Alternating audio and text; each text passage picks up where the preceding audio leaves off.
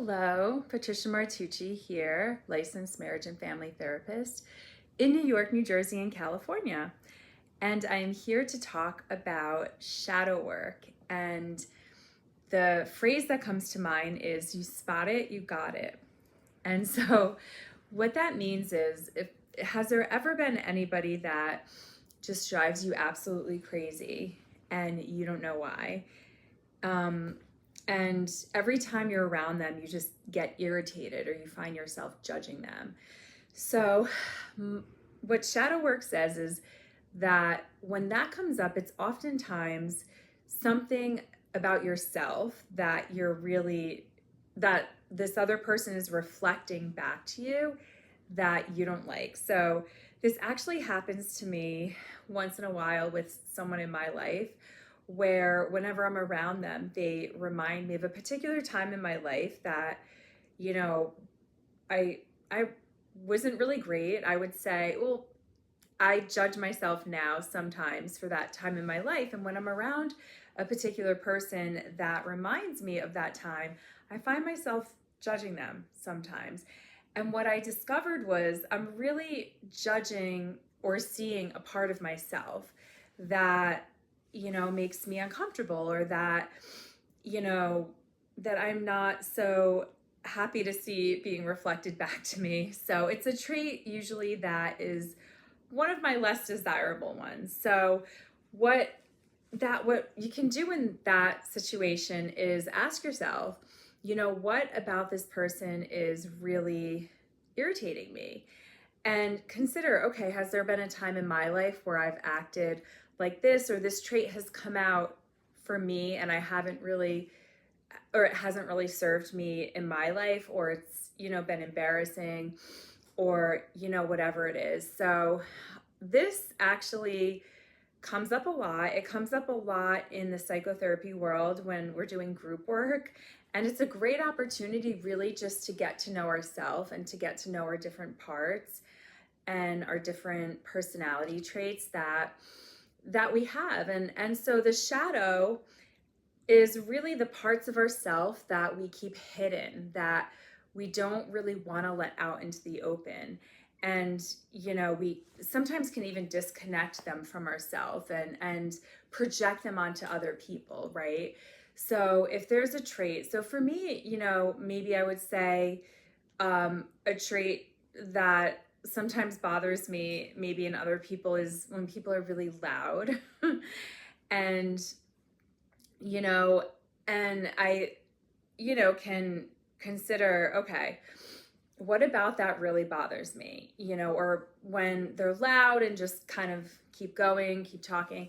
And, I think it could be, a time in my life, or even now sometimes, where maybe I was trying to get attention and needed to be in the spotlight, or, really was sort of making a big scene. And, rather than judging that person for what they're doing, I can take a step back, right, and have compassion for myself and for what's being reflected back to me by that other person. And, have compassion for who I was in that moment.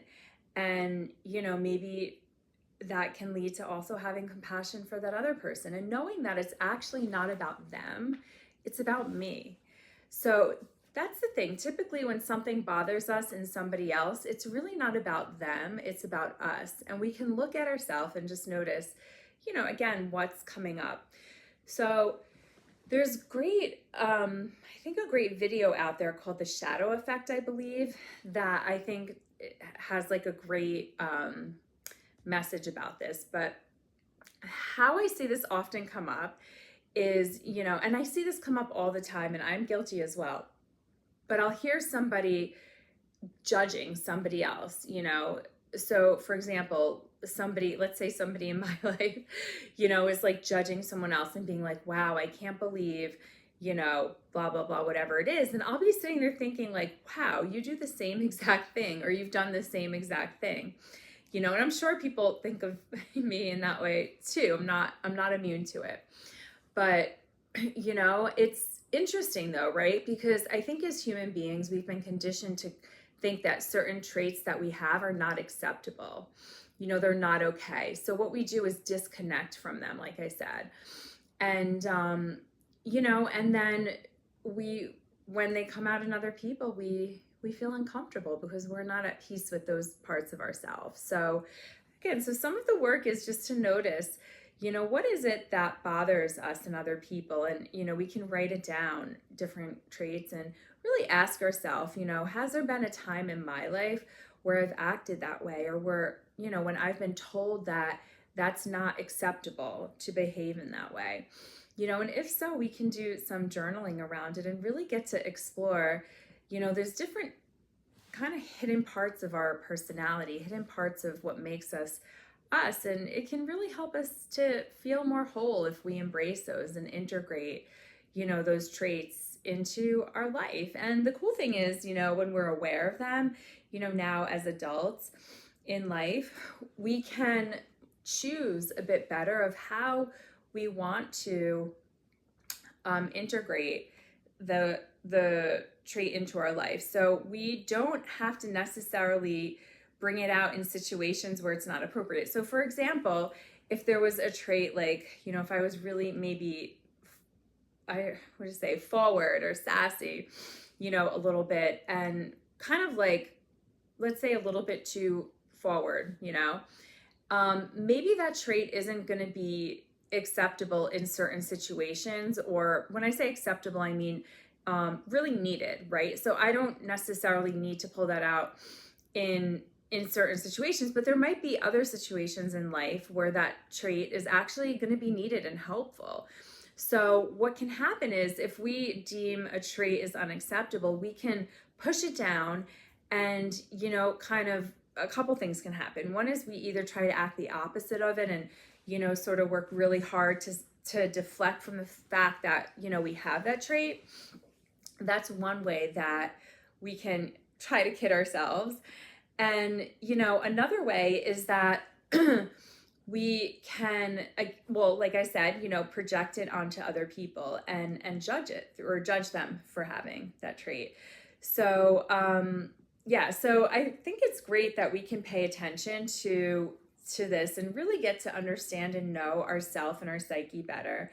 And and I think that what's really cool too is a lot of the time the traits that we have that are over amplified and cause us trouble, if we just sort of rein it in a little bit and put that trait into its proper place, it can be used for the better. It can be used in a way that's for the good of us and others. And another thing we can do if we have a trait that feels over amplified is we can invite the opposite of that to come in and try to get more balance in that. So, and I love saying you spot it, you got it, because a lot of the time it's sort of like that, age old, I guess, not a metaphor, but a saying where it's like when you point one finger forward, we have four fingers pointing back. And I think it just really encourages us to look at ourselves. We can't change other people. But what we can do is change ourselves and work on ourselves and understand ourselves better and understand what our triggers are and understand, why certain things trigger us and what to do about it. And, if we can understand and know, oh, okay, the reason that this person constantly triggers me or I feel a certain way around them, oh, it's because, they're exhibiting maybe traits that I've put to the side and been like, those are awful traits. I don't want those. I'm not going to embody them. Maybe somebody told me that, one time when that trait came out, like, oh, that's not acceptable or whatever, that's not okay to have, right? So I think this pathway to really focusing more on ourselves in these situations can bring us a lot more peace, self-compassion, self-understanding. It can help our relationships flourish. When we're not constantly pointing the finger at other people and expecting them to change, for us to be okay. So I wanted to talk a little bit about this because I think it's really important and kind of like psychology 101 in a way. But I think it can be such a fundamental to living a peaceful, sane, and happy life.